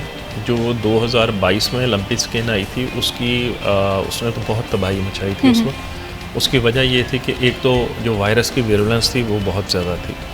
अब वायरस का इस वक्त साज भी काफ़ी हो चुका है, जानवरों के अंदर से काफ़ी ज़्यादा गुजर चुका है। और दूसरा ये है कि जो डिपार्टमेंट ने इस वक्त अपनी वैक्सीन तैयार कर ली, ठीक है, ये स्ट्रेटेजिक वैक्सीन की जाती है। जहाँ पे कहीं पे लंपी स्किन डिजीज़ का हमें केस रिपोर्ट होता है, उसके अंदर 3 to 5 किलोमीटर रेडियस में हम 500 से 500 जानवरों को वैक्सीन करते हैं, रिंग वैक्सीनेशन, ठीक है, to prevent the spread of virus. Virus का स्प्रेड जो है वहाँ पे रोक दिया जाता है। अल्हम्दुलिल्लाह इस वक्त सिचुएशन कंट्रोल्ड है, कोई मॉर्टेलिटी नहीं है, और जो जानवर को बीमारी हो जाती है उसे दूसरे जानवरों से अलहदा करके क्वारंटीन किया जाता है, उसका इलाज किया जाता है। और इस वक्त जो जितनी हमारी कैटल मंडीज़ हैं वहाँ पे बाकायदा क्वारंटीन रूम फैसलाबाद डिवीज़न में डेवलप किए गए हैं। अगर कोई जानवर ऐसा होता है तो उसको पहले तो हमारा स्टाफ गेट से वापस कर देता है। ठीक है। अगर कोई इंक्यूबेशन स्टेज में जानवर आ गया जिसको साइन सिम्टम्स नज़र नहीं आ रहे और मंडी में आके उसको साइन सिम्टम नज़र आए तो उसे क्वारंटीन कर दिया जाता है। इसके जो साइन सिम्टम्स हैं बड़े क्लियर होते हैं कि इसके ऊपर गिल्टियाँ नज़र आती हैं, ठीक है, जानवर की गर्दन से लेके और उसके जो आप कह लें कि फ्लैंक रीजन है उसका और उसका जो पिछली उसकी रान है वहाँ तक गिल्टियाँ मोटी मोटी नज़र आती हैं।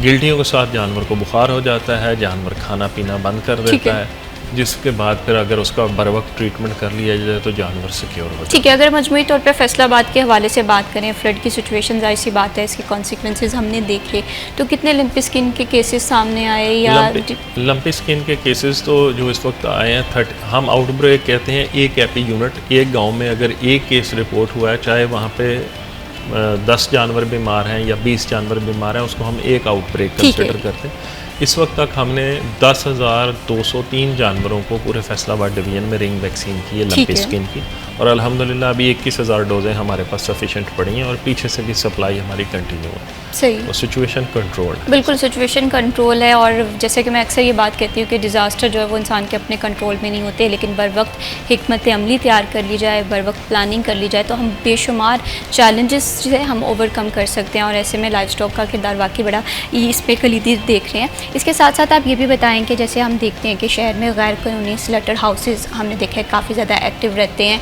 और इसमें लाइफ स्टॉक जो है वो छापे भी मार रहा होता है, इकदाम भी किए जा रहे थे। फैसलाबाद की मजमूई सिचुएशन क्या है? जी, फैसलाबाद में इस दफ़ा हालात जो हैं कंपेन जारी है। जो रूल्स की वायलेशन है वो तो आप कहें कि 100% तो नहीं रुकती, लोग वायलेशन करते हैं रूल की, और उसके तहत अब तक जुलाई से लेके अब तक कोई 74 FIRs हुई हैं और कोई 151 टन जो गोश्त है वो डिस्कार्ड किया गया है। मोहतरम कमिश्नर साहब की डायरेक्शन पे 3 डिपार्टमेंट्स को इकट्ठा किया गया है एक प्लेटफॉर्म पे, जिसमें लाइफ स्टॉक है, फूड अथॉरिटी है और म्यूनसिपल कॉरपोरेशन है। तो जहाँ भी हमें टीमें हमारी जो हैं वो राउंड द क्लॉक इसकी रैकी करती हैं, जहाँ पे भी हमें इतला मिल जाती है वहाँ पे तीनों डिपार्टमेंट जॉइंट एक्शन करते हैं। इलीगल स्लॉटरिंग, उसकी टेक्निकल ओपिनियंस, उसका फूड अथॉरिटी की FIR और गोश्त को डिस्कार्ड करना, तो फौरी तौर पे गोश्त डिस्पोज़ किया जाता है वहाँ से, और डिस्पोज़ करके उसको बंदे को चालान करके फ़ाइन करके भेज दिया जाता है। सही, बिल्कुल इसी तरह से, क्योंकि इस पे कॉम्प्रोमाइज़ नहीं होना बनता, क्योंकि इंसानों की सेहत काफ़ी ज़्यादा मुतासर हो रही होती है। ये भी बताइएगा कि फार्मर्स की अगर हम मजमूई तौर पे सिचुएशन देखें तो फार्मर को एम्पावर करना बहुत ज़्यादा ज़रूरी है। फ्लड के कॉन्सिक्वेंसेस से हमने बात की, तो क्या देख रहे हैं, क्या इनिशिएटिव आप देख रहे हैं कि इस दफ़ा फ्लड में लाइफ स्टॉक डिपार्टमेंट ने फार्मर्स को डोर स्टेप पे सर्विसेज प्रोवाइड की। कोई हमारे ड्यूरिंग फ्लड 61 फ्लड सेक्टर्स थे, और आफ्टर फ्लड जो पोस्ट फ्लड रिलीफ एक्टिविटीज़ हैं उसमें 359 हमारे फ्लड रिलीफ कैंप्स जो थे पूरे डिवीजन में काम करते रहे। उसमें ड्यूरिंग द फ्लड फार्मर को साइलेज प्रोवाइड किया गया, ग्रीन फॉडर प्रोवाइड किया गया, वंडा प्रोवाइड किया गया, वैक्सीनेशन, ट्रीटमेंट, डिवर्मिंग की सर्विसेज साथ साथ दी गई। हमारी MBDs जो थी वो कॉन्टीन्यूसली वर्किंग करती रही। हमारे जो मोटर बाइक पे हमारे पैराबट्स थे वो फ्लड एरिया में जाते रहे 11-22 के साथ मिल के, और फ्लड एरिया में उनकी कश्ती में जाकर जहाँ जहाँ जानवर रह गए थे जो फ्लड एरिया से बाहर नहीं आ सके थे उनको वहाँ पे फौरी तौर पे वैक्सीनेशन की ठीक गई है। ताकि उनके अंदर कोई डिजीज़ आउटब्रेक ना हो, और उनको 11/22 की मदद से उनके डोर स्टॉप पे उनको साइलेज और वंडा मुहैया किया और गया। ये भी है कि चारे की बड़ी किल्लत हमें देखने में आई है, तो इसका अल्टरनेटिव क्या हो सकता है, किस तरह से इस कमी को पूरा किया जा जी, सकता है? जो चारे की किल्लत है जी उसको पूरा किया जाता है विद द साइलेज। ठीक है, साइलेज अल्हम्दुलिल्लाह जिन एरियाज़ में फ्लड नहीं आया वहाँ पे काफ़ी साइलेज बन गया था। ठीक है, और जो तूड़ी थी जो जिसको हम वीट स्टॉक कहते हैं सही। वो भी स्टॉक है। तीसरा जो है वंडा हमारे पास अवेलेबल है। अल्हम्दुलिल्लाह इस वक्त पंजाब में जो कैटल फीड मिल्स हैं वो 160 कैटल फीड मिल्स काम कर रही हैं। वनडे की वाफर अवेलेबिलिटी है। तो जानवर ने अपनी बॉडी वेट का 3% ड्राई मैटर खाना होता है, यानी खुश्क चारा लेना होता है। सही हो गया। तो अगर उसको ग्रीन फॉडर हमारा नहीं तो उसके पास सही। हमारा सब्स्टिट्यूट है कि हम उसको ड्राई मैटर के ज़रिए पूरा कर लेते हैं उसकी न्यूट्रिशनल रिक्वायरमेंट। बिल्कुल इसी तरह से है। अगर हम फ्लड की सिचुएशन के हवाले से बात कर रहे थे कि लाइफ स्टॉक का बड़ा नुकसान हुआ है, फार्मर काफ़ी ज़्यादा परेशान भी थे, लेकिन ऐसे में ये है कि अगर प्रॉपर हिकमत अमली अपना ली जाए, तमाम चैलेंजेस को देखा जाए और एक ओवरटेकल सी सिचुएशन की जाए तो तमाम तर इशूज़ को हम देख सकते हैं। सर ये भी बताइएगा कि जिस तरह से अक्सर हम बात सुनते हैं कि चिकन के हवाले से सुनते हैं कि जानवरों में कोई डिज़ीज़ आ जाती है, तो क्या चिकन जो खाना है वो सेफ़ है कि नहीं है, और जो हम डिफरेंट रूमर सुनते हैं इसमें क्या हकीकत होती है? देखिए जी, जो हेल्दी चिकन है, चिकन बेसिकली प्रोटीन सोर्स है, गुड सोर्स ऑफ प्रोटीन है। चिकन खाना चाहिए लेकिन सही। एक लिमिट में खाना चाहिए। ठीक है, चिकन इज़ हेल्दी, चिकन में कोई इशू नहीं है। ऑर्गेनिक फीड पे ये चिकन पलता है जिसमें सोयाबीन का इस्तेमाल है, मकई का इस्तेमाल है, रेप सीड मील आ जाता है और कैनोला मील आ जाता है। ये सारी चीज़ें मिलके एक फीड, बैलेंस फीड मिलती है चिकन को, जिसकी वजह से इसकी ग्रोथ रैपिड होती है। तो चिकन इज़ हेल्दी, सेफ़ है और उसमें हाइजेनिक कंडीशन का ख्याल ठीक करना है। चाहिए। और अभी चिकन में कोई डिज़ीज़ वगैरह ऐसी कोई? नहीं, अल्हम्दुलिल्लाह इस वक्त तक चिकन में कोई डिजीज़ नहीं है। चिकन इज़ हेल्दी और जो उसके रेट्स में फ्लक्चुएशन होती है वो बेस करती है डिमांड पे। अगर है। मार्केट से डिमांड ज़्यादा आ जाती है और प्रोडक्शन पीछे से थोड़ी है तो रेट बढ़ जाता है, तो लोग कहते हैं चिकन महंगा हो गया। अगर मार्केट की डिमांड कम है और प्रोडक्शन ज़्यादा है, जैसे आज चिकन का रेट नीचे आया है, बिल्कुल। तो डिमांड कम थी, प्रोडक्शन ज़्यादा थी तो रेट नीचे आ गया। बिल्कुल इसी तरह से है। और चिकन खाना सेफ़ है, और ये तो बात आपने बिल्कुल ठीक की है कि हम लोगों को बैलेंस रखना बहुत ज़्यादा ज़रूरी है। वो खा चिकन है, खा अंडे हैं, लेकिन ऐसे में ना एक इंसान की अपनी भी कुछ ऑब्जर्वेशन होती है कि सुनी सुनाई बातों पे बिल्कुल नहीं जाना चाहिए। इसके साथ साथ अगर ज़ूनोटिक डिज़ीज़ के हवाले से बात करें तो ह्यूमन का हमेशा से ये रहा है कि कहीं जो डिज़ीज़ हैं वो जानवरों से इंसान में मुब्तला हो रही हैं, कभी इंसानों में जानवरों में ट्रांसफ़र हो रही हैं। तो ये कौन कौन सी डिज़ीज़ हो सकती हैं? ट्यूबरकुलोसिस की आती है, जानवरों से इंसानों में ट्रांसफ़र होती है। ठीक है, ट्यूबरकुलोसिस के बाद ब्रूसिलोसिस है और इस तरह बहुत सारी डिजीज़ और भी हैं जो ट्रांसफ़र कम्युनिकेबल हैं from animals to human beings. तो जी उसके लिए सबसे पहले तो स्लॉटर हाउस में जो हमारे वेटनरी डॉक्टर होते हैं वो जानवर का एंटीमॉर्टम एग्जामिनेशन करते हैं, यानी ज़िबा होने से पहले। ठीक है, अगर जानवर को कोई ऐसी गिल्टियाँ नज़र आ रही हैं, जैसे ट्यूबरकुलोसिस में गिल्टियाँ बन जाती हैं, ठीक है, या कोई और उसको इशू नज़र आ रहा है जो जूनोटिक नेचर का है, तो उस जानवर को वहाँ ही एंटीमॉर्टम से पहले डिस्कार्ड करवा दिया ठीक है। जाता है। फिर कुछ जानवर ऐसे होते हैं जो स्लाटर होने के बाद पता लगता है कि इनके लंग्स अफेक्टेड हैं, वहाँ पे ट्यूबरकुलोसिस के नड्यूल हैं या कोई पैरासिटिक डिजीज़ है, तो वहाँ पे फिर उसको डिस्कार्ड कर बिल्कुल दिया इसी तरह से है। लाइफ स्टॉक के अगर रिसोर्सेज को मैनेज करने के हवाले से बात हो, ह्यूमन सेहत के ख्याल रखने के हवाले से बात हो, तो लाइफ स्टॉक जो है वो काफ़ी ज़्यादा अहम किरदार अदा करे। इस रोल से फर्दर भी प्रोग्राम में गुफ्तगू करेंगे। जी वक्त हुआ ब्रेक का, स्टे विद अस।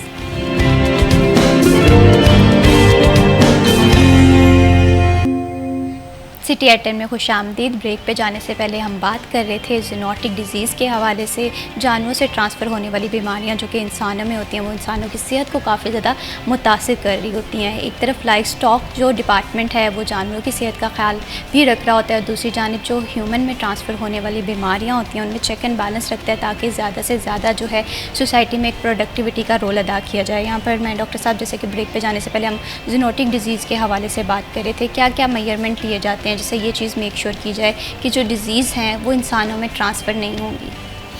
जी इसमें सबसे पहले तो जी जानवरों का जो है ना एंटीमॉर्टम और पोस्टमार्टम एग्जामिनेशन मैंने बता दिया।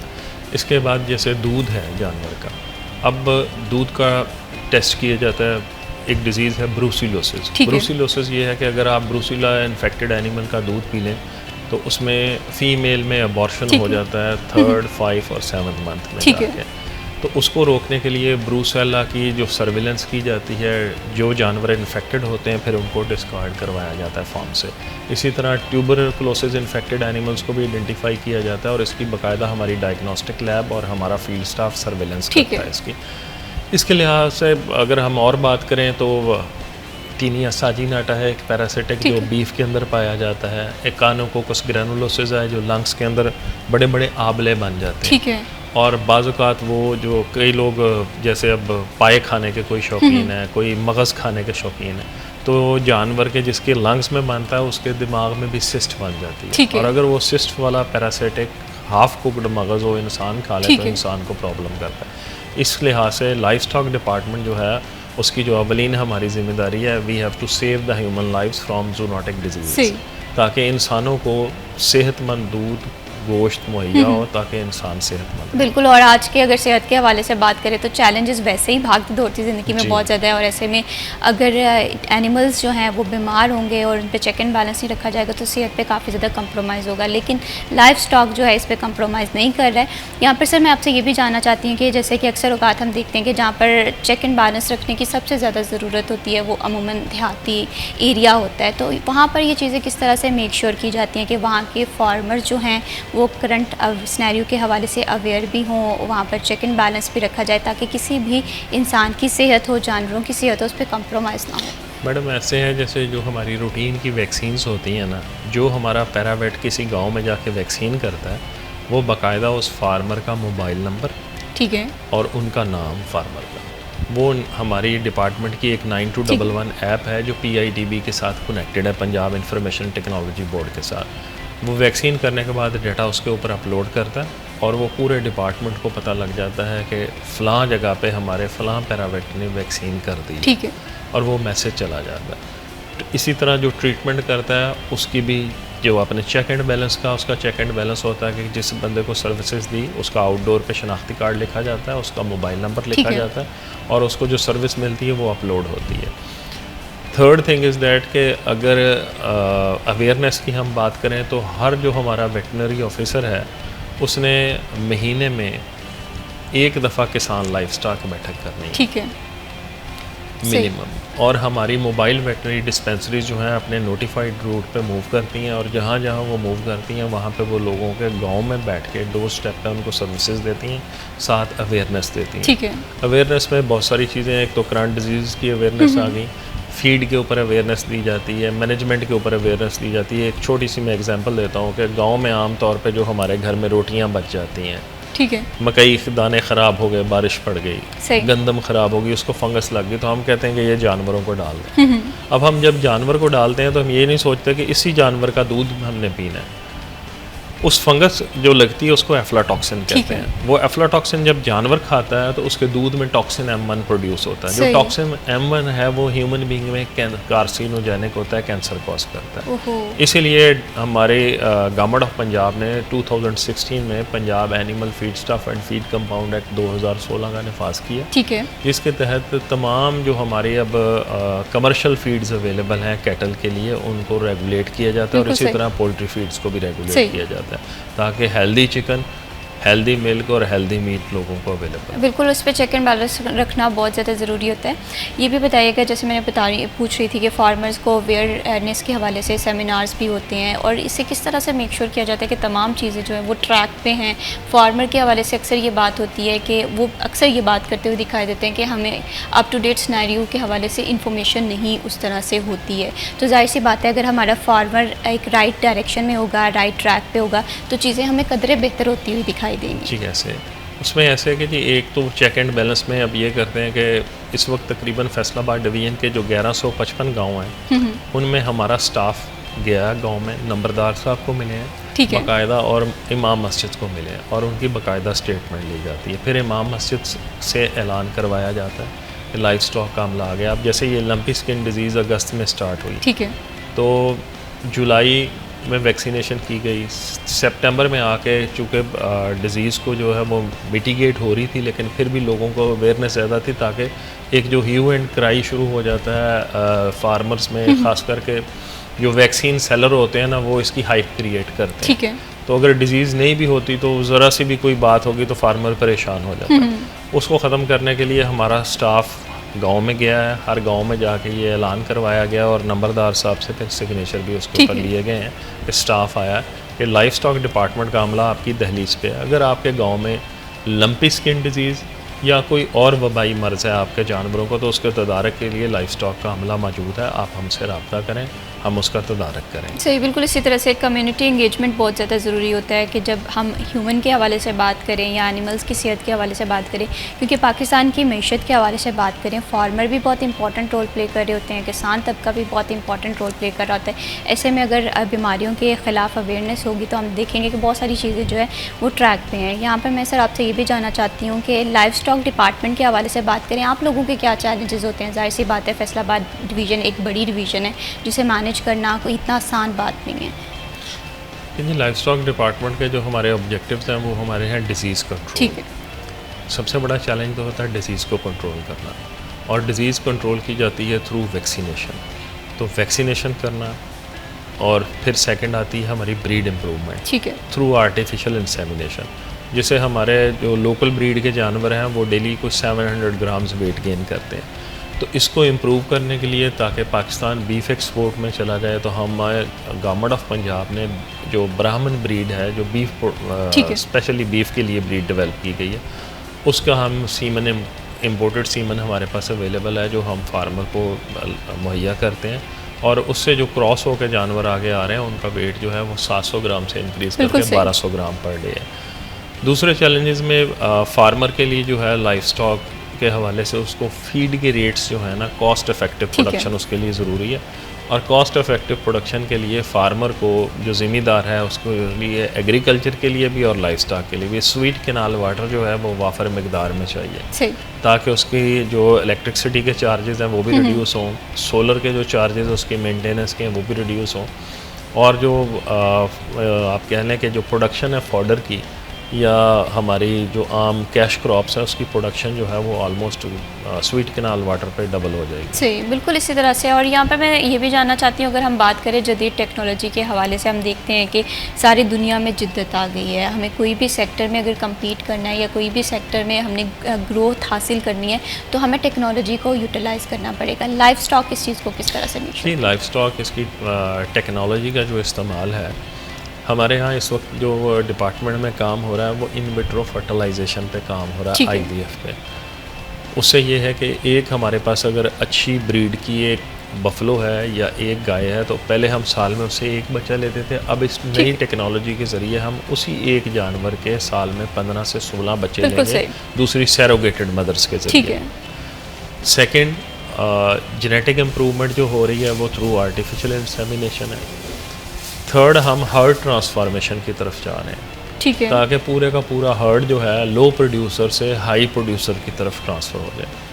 और जो चौथा काम हमारा डिज़ीज़ कंट्रोल का है वो हम वैक्सीनेशन कर रहे हैं, और वैक्सीनेशन की जो हमारी मॉनिटरिंग है वो डिजिटल मॉनिटरिंग है। ठीक है, ये ब्रीड इम्प्रूवमेंट के हवाले से बताइएगा। जिस तरह से आप बात करें दूध की पैदावार को बढ़ाना, जानवरों की पैदावार को बढ़ाना, तो ये चीज़ किस तरह से मेक श्योर की जा रही है? एक तो जेनेटिक इम्प्रूवमेंट है, एक क्वालिटी फीड प्रोविज़न है। क्वालिटी फीड प्रोविज़न ये है कि 2016 से पहले जिसका जो दिल चाहता था वो जिस नाम से कोई चीज़ पैक करता था और वो सेल करता था, फार्मर पैसे पूरे देता था और फार्मर को क्वालिटी फीड नहीं मिलती थी। सही। फार्मर ये कहता था कि मैंने तो वंडा ला के डाला है, फीड ला के डाली है, लेकिन भैंसें दूध नहीं दे रही, हालांकि जानवर की ब्रीड भी अच्छी होती बिल्कुल थी। इसी तरह से। अब ये है कि अब क्वालिटी ऑफ फीड फार्मर को अवेलेबल है, और दूसरा कंपटीशन डेवलप हो गया है। पहले हमारे पास सिंपल मैश फीड अवेलेबल होती थी, यानी वो चक्की वाला सिस्टम था ग्राउंड। इस वक्त जानवर को जो खाने के लिए वो कुक्ड फीड मिलती है जिसको पैलेट फीड कहा जाता है, जिसके बड़े बड़े यूनिट्स लगे हुए हैं। फैसलाबाद में भी मिले हैं, तकरीबन फैसलाबाद में हमारे पास जो है इस वक्त 14 मिलें काम कर रही हैं जो फंक्शनल हैं, कैटल फीड प्रोड्यूस कर रही हैं। इसी तरह मॉडर्न लाइफ स्टॉक फार्म्स बन गए हैं फैसलाबाद में, जिनको हम कमर्शियल डेयरी फार्म्स कहते हैं। उनके ऊपर इम्पोर्टेड एनिमल हैं जिनकी डेली प्रोडक्शन जो है वो 30 से 32 लीटर एवरेज पर एनिमल है। ठीक है। तो वो सफिशेंट प्रोडक्शन वहाँ से दूध की हो रही है, जिस वजह से दूध की अवेलेबिलिटी जो है वो वाफर है। ठीक है। दूसरी जो आपने बात की कि मॉडर्न टेक्नोलॉजी की, पहले सिंपल चारा डाला जाता था, अब जितने कमर्शियल डेयरी फार्म्स हैं वहाँ पे साइलेज की फीडिंग होती है। ठीक है। साइलेज हम उसे कहते हैं कि चारा एक दफ़ा काट के जैसे हम अचार बना लेते हैं आम सही। का, इस तरह चारे को प्रिजर्व कर लिया जाता है और वो फिर कंटिन्यूसली सारा सीज़न चलता है। ठीक है, अगर फार्मर के हवाले से बात करें ना, फार्मर के ये मसाइल बहुत ज़्यादा हैं कि कॉस्ट ऑफ प्रोडक्शन उन्हें बड़ी पड़ती है। ठीक है, अगर उनके पास रिसोर्स के हवाले से बात करें, बड़े लिमिटेड से रिसोर्स होते हैं, तो लाइफ स्टॉक के पास कोई ऐसी हिकमत अमली है कि फार्मर के ये मसाइल एटलीस्ट दूर हो सके कि कम बजट में वो एक एनिमल में अगर इन्वेस्ट कर रहा है तो उसके आउटकम जो हैं, रिज़ल्ट है वो ज़्यादा फ्रूटफुल इस पर हासिल हो, वो कैसे किया जा सकता है, इस पर हम बात करेंगे जी। लेकिन वक्त हुआ एक छोटी सी ब्रेक का, स्टे विद अस।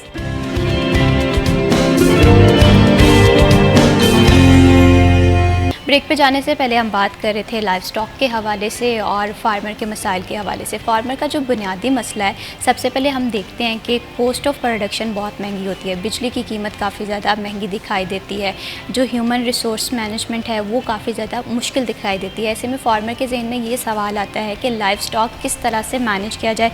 इस पर सर सैयद नदीम साहब, आपसे मैं आपका पॉइंट ऑफ व्यू जानना चाहती हूँ कि किस तरह से इन सारी चीज़ों को हम मैनेज कर सकते हैं कि हमारे जो फार्मर है उसकी कॉस्ट ऑफ प्रोडक्शन भी कम हो, जो लेबर के मसाइल वगैरह हैं वो भी हल होते हुए दिखाई दे। जी, बड़ा आपने उम्दा सवाल किया। इस हवाले से मैं ये बात करूँगा कि जैसे जैसे आबादी बढ़ रही है ना इंसानों की, वैसे वैसे ज़मीन तकसीम हो रही है। एग्रीकल्चर लैंड उतनी रही और वो एग्रीकल्चर लैंड अब तकसीम होते होते कम हो रही है। अब जो नंबर ऑफ़ एनिमल्स हैं वो उतने मेंटेन, आप कहें कि हम उतने नंबर ऑफ़ एनिमल्स रखें और उनकी प्रोडक्शन कम हो तो वो फार्मर के लिए इकनॉमिकल नहीं है। अब फार्मर का फोकस आ गया है प्रोडक्शन एनहांसमेंट पे। जैसे हमारे 10% जो फार्म्स हैं वो कमर्शियल डेयरी फार्म्स बन चुके हैं, जिन पे जो गाय है, एक गाय, उनकी प्रोडक्शन 30 से 35 लीटर तक एवरेज होती है। हमारा जो सबसिस्टेंस लेवल पे 90% फार्मिंग है, वहाँ पे हमारी लोकल इंडिजिनस ब्रीड हैं या क्रॉस ब्रेड जानवर रखे जाते हैं, जिनकी एवरेज प्रोडक्शन 10 से 12 लीटर के दरमियान होती है। अब उसमें फार्मर के जो इश्यूज़ आते हैं, एक तो ज़मीन कम हो गई, उसकी फॉडर प्रोडक्शन ज़मीन कम होने के साथ रिड्यूस हो गई। दूसरा, उसको स्वीट कैनाल वाटर, नहरी पानी के इश्यूज़ हैं, जो टेल वाली ज़मीन है वहाँ पे पानी कम पहुँचता है। अक्सर जगह ऐसी हैं जहाँ पे ज़मीनी पानी जो है, ट्यूबवेल का पानी, वो फिट नहीं और उसके ऊपर बिजली के चार्जेस भी पड़ते हैं। तीसरी चीज़ ये है कि जो लेबर है वो जैसे जैसे इन्फ्लेशन रेट बढ़ा है, लेबर चार्जेस बढ़ गए हैं। जितने लोग बिज़नेस करते हैं वो लाइफ स्टॉक का सबसिस्टेंस लेवल पे उनकी एक एडिशनल इनकम होती है लाइफ स्टॉक की एग्रीकल्चर के साथ, कि वो एग्रीकल्चर के जो बाई प्रोडक्ट्स हैं या वेस्ट हैं वो जानवर खा के उसके ऊपर पाल जाए, लेकिन उससे जानवर की न्यूट्रिशन पूरी नहीं होती। न्यूट्रिशनल रिक्वायरमेंट उसकी पूरी करने के लिए उसको साथ एडिशनल सप्लीमेंट देना पड़ता है, उसके ऊपर कॉस्ट इफेक्टिवनेस के इशू आ जाते हैं। तो इन सारी चीज़ों के लिए अवेयरनेस प्रोग्राम के ज़रिए लाइफ स्टॉक डिपार्टमेंट एक तो अवेयरनेस ये देता है लोगों को कि आप सबसे पहले जो है आप अपनी ब्रीड इम्प्रूव करें। ठीक है।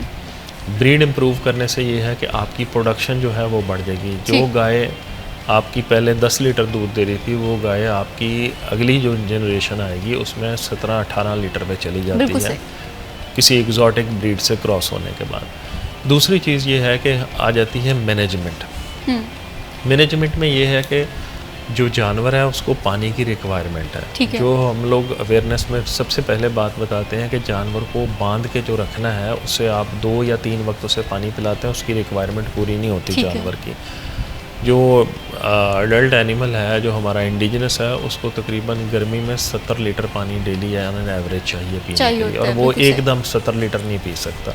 तो आप चेन टाई सिस्टम ख़त्म करके जानवरों को एक खुले बाड़े में रखें जहाँ पानी की अवेलेबिलिटी हो। ठीक है। तीसरी चीज़ आती है कि रोज़ कट एंड कैरी जो सिस्टम है फॉडर का, अगर रोज़ाना सुबह को जाना, चारा काटना, चारा काट के ला के फिर उसकी चॉपिंग करके डालना, वो बहुत कॉस्टली हो गया और लॉट ऑफ टाइम कंज्यूम होता है। यही प्रैक्टिस ज़्यादा होती है। यही प्रैक्टिस है। और जब बारिश पड़ती है तो बारिश में चारा काटना भी मुश्किल हो जाता है, तो उसमें फार्मर की जो फीड कॉस्ट है वो भी बढ़ जाती है। तो उसके लिए बाकायदा साइलेज के बारे में अवेयरनेस दी जाती है, और डिपार्टमेंट जो साइलेज यूनिट कमर्शियल लेवल पे प्रोड्यूस हो रहे हैं उनको हम रजिस्टर भी करते हैं, ताकि लोगों को साइलेज जो है वो मैक्सिमम अवेलेबल हो।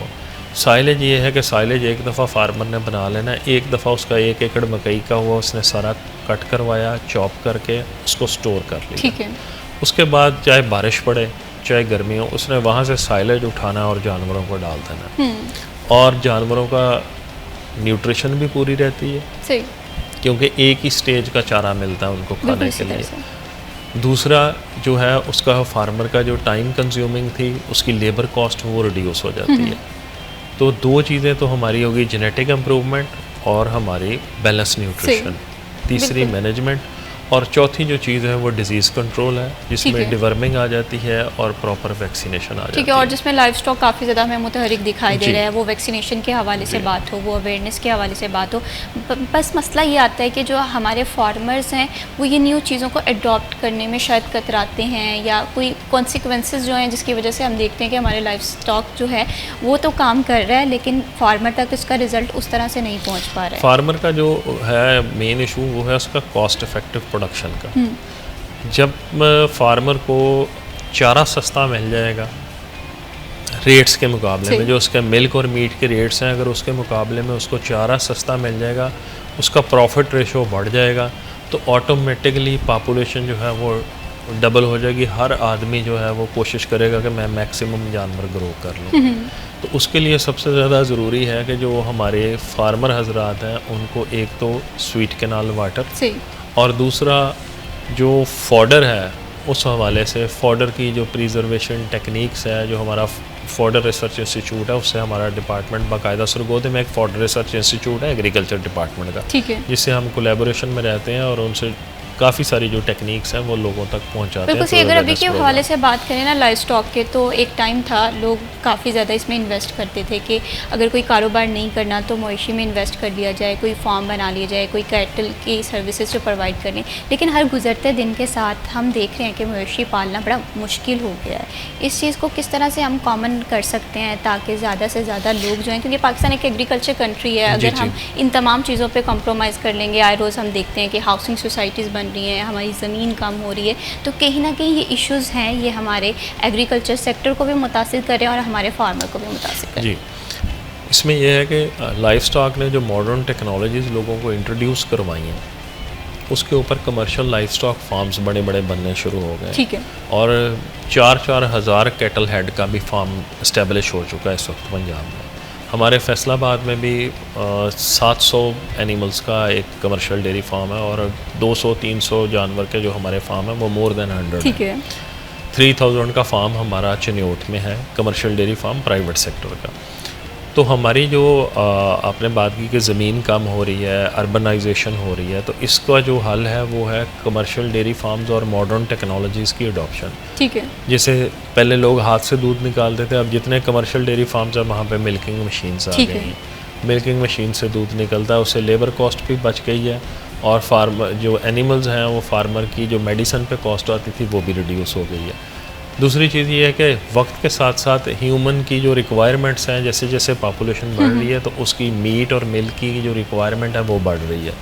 मीट और मिल्क की रिक्वायरमेंट पूरी करने के लिए हमें हाई प्रोड्यूसिंग एनिमल्स की रिक्वायरमेंट है। बिल्कुल जैसे सही। पोल्ट्री सेक्टर को पहले देसी चिकन था सारा, देसी चिकन अब भी बाज़ार में आता ठीक है, है। लेकिन जो मेजॉरिटी जो नीड पूरी हो रही है प्रोटीन की वो हमारे थ्रू कमर्शियल पोल्ट्री फार्म्स हो रही सही। है। इसी तरह दूध में भी कमर्शियल जो डेयरी फार्मर्स हैं वो आप कहें इस बिज़नेस में इन हो चुके हैं। इसी तरह कमर्शियल जो है हमारे बीफ के फार्म्स बन गए हैं, ठीक है। यहाँ पे 50-50 जानवर लोग फैटनिंग के लिए रख रहे हैं, और हमारा गोश्त अल्हम्दुलिल्लाह गल्फ़ में एक्सपोर्ट हो रहा है। ठीक है। और पिछले जो 5 साल हैं, आप कह लें कि पिछले 5 साल में इसके ऊपर वर्किंग शुरू हुई। फिर उसके बाद जो मौजूदा गवर्नमेंट की पॉलिसी आई, इसमें Punjab life stock card, chief minister Punjab मोहतरमा मरियम नवाज शरीफ साहिबा का एक फ्लैगशिप प्रोग्राम है। इसके तहत लोगों को जो है इंटरेस्ट फ्री लोन प्रोवाइड किया गया कैटल फीड की सूरत में। उसके साथ बहुत सारे हमारे जो कैटल के बीफ फैटनिंग फार्म्स हैं वो डेवलप हुए हैं, बिल्कुल इसी तरह और बीफ की से प्रोडक्शन लाइफ बढ़ी स्टॉक है। को अगर हमने एम्पावर करना है तो बहुत सारे नए इनिशिएटिव लेने पड़ेंगे। टेक्नोलॉजीज़ तो मौजूद हैं, इन टेक्नोलॉजी को किस तरह से इम्प्रूव करना है, किस तरह से फील्ड में यूटिलाइज़ करना है, ये भी बहुत ज़्यादा ज़रूरी है। फर्दर भी लाइफ स्टॉक के हवाले से गुफ्तगू करेंगे जी। वक्त हुआ ब्रेक का, stay with us.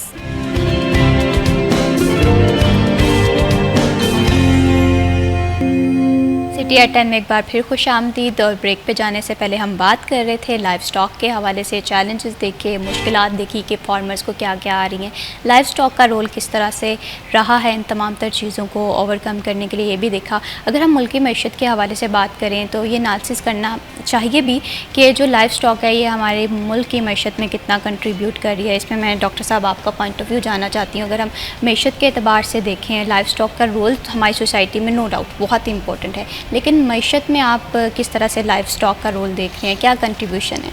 Life stock को मैं तो कहता हूँ कि बैकबोन है इकोनॉमी की पाकिस्तान में। एग्रीकल्चर सेक्टर का 61% है लाइफ स्टॉक जीडीपी में, और टोटल जीडीपी में पाकिस्तान में 14% है लाइफ स्टॉक। ठीक है। लाइफ स्टॉक जो हमारा फार्मर है उसका बहुत बड़ा रोल है दूध प्रोवाइड करने में, गोश्त प्रोवाइड करने में हमारी आवाम को। और लाइफ स्टॉक सेक्टर जो है वो डे बाय डे डेवलप हो रहा है। ठीक है।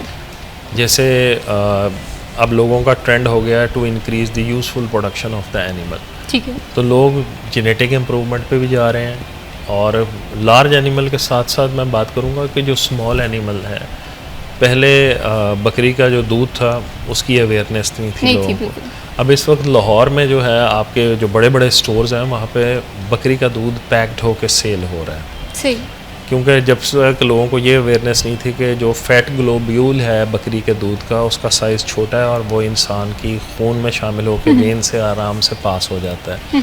तो जो गोट का देसी घी है और गोट का मिल्क है उसकी डिमांड बढ़ रही है। तो उसके बहुत सारे फार्म्स इस्टेब्लिश हो गए हैं, और वो जिसको कहते हैं वैल्यू एडिशन के साथ उसका मिल्क सेल हो रहा है। सही। इसी तरह लाइफ स्टॉक सेक्टर में मटन की प्रोडक्शन जो है वो लार्ज स्केल पे शुरू हो गई है, बहुत सारे फार्म्स बन गए हैं, और हमारे मुल्क से अल्हम्दुलिल्लाह मटन और बीफ एक्सपोर्ट हो रहा है। और ये वाहिद एक्सपोर्ट बात की है वैल्यू एडिशन की, और हम देखते हैं ब्रांडिंग के हवाले से। अगर हम डिफरेंट सेक्टर्स देखें तो हम देखते हैं कि बाय प्रोडक्ट्स पे हम उस तरह से काम नहीं कर रहे, ब्रांडिंग पे हम उस तरह से काम नहीं कर रहे, वैल्यू एडिशन में हम बहुत पीछे हैं। लेकिन लाइव स्टॉक में अगर हम इतना कंट्रीब्यूट कर रहे हैं तो हम इन तमाम तर चीज़ों में फ़र्दर भी रोल प्ले करना चाहिए। तो ब्रांडिंग में क्या रोल देखते हैं? जी, ब्रांडिंग में ये है कि जितना जो मिल्क आ रहा है ना, ये ट्रेसेबिलिटी के साथ ब्रांडेड मिल्क सेल होना चाहिए। ठीक है। और इसकी मिल्क ट्रेसेबल होगा। और इसके ऊपर फूड एंड एग्रीकल्चर ऑर्गेनाइजेशन ने एक ऐप डेवलप की है डिपार्टमेंट के कोलैबोरेशन के साथ, जिसको हम पैट्स कहते हैं, Pakistan animal identification traceability system. ठीक है। उसके तहत पहले पायलट प्रोजेक्ट में जो हमारे इसमें PLC में आते हैं, पंजाब लाइफ स्टॉक कार्ड में जो हमारे प्रोजेक्ट में एनिमल्स आए हैं उनके हम उसके ऊपर टैगिंग कर रहे हैं ताकि वो एनिमल्स ट्रेसेबल हों। ठीक है।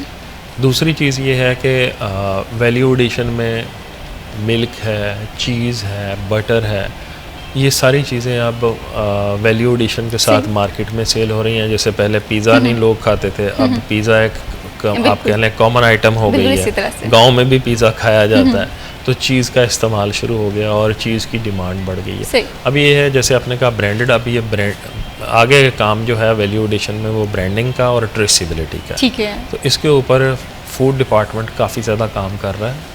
सही, मतलब इस ज़रूरत को समझा भी जा रहा है, उस पर काम जाहिर सी बातें होना चाहिए। अगर हम बात कर रहे हैं कि हमने लाइव स्टॉक के हवाले से देखा कि बड़े अच्छे अच्छे इनिशिएटिव लिए हैं, यहाँ पर से ये भी बताइएगा अगर कोई भी डिपार्टमेंट है ना, मैं ये समझती हूँ उसकी तरक्की जो है वो उसके यंगस्टर्स की वजह से होती है।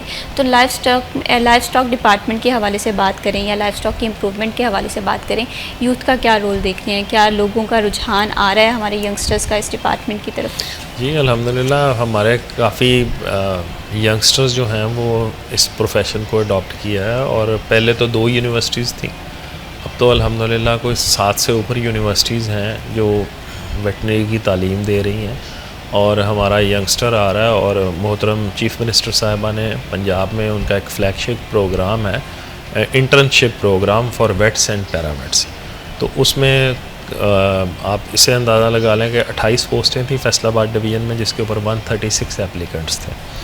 बिल्कुल तो इसी तरह से है, और ये सारी चीज़ों पे ना काम होना बहुत ज़्यादा ज़रूरी है। अगर हम देखें लाइव स्टॉक है, मवेशी पालना, अगर इस हवाले से बात करें तो बड़ा चैलेंजिंग रह गया था, और ऐसे में अगर लाइव स्टॉक अपना कलीदी रोल प्ले कर रहा है तो ये बड़ी अच्छी बात है। हम देखेंगे कि हमारे जो तमाम तर सेक्टर्स हैं वो एम्पावर होंगे, हमारा किसान एम्पावर होगा, हमारा फार्मर एम्पावर होगा।